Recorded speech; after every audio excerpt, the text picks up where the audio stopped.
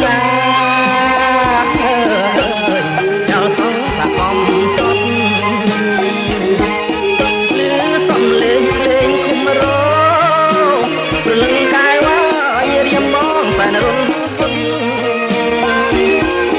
លឺសំលេងភ្លេងឃុំរោព្រលឹងកាយវាយរៀមបងសែនរុនធុនរូងក្តៅដូចហើយគេកប់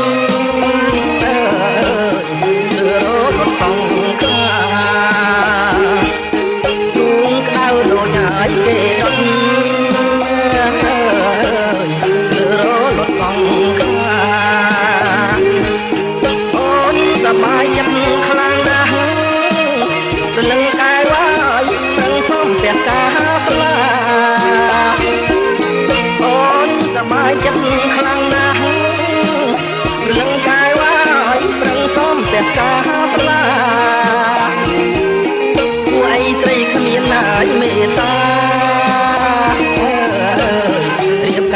ប្រងបងពួកអីស្រីគ្មានហើយមេត្តារៀបការចោលប្រងបងស្ទើរតែមិនជឿសោះរឿងកាយវាយអាស្រីស្រស់ប្រែក្នុង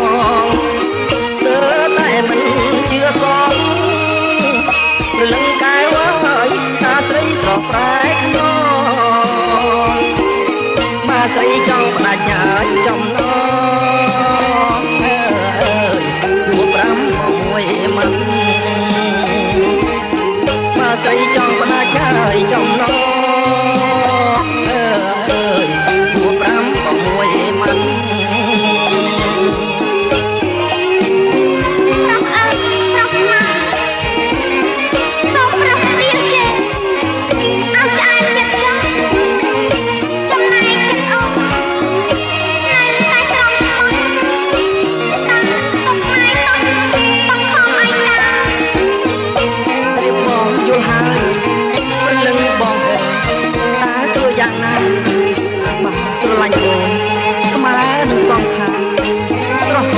រៀបការ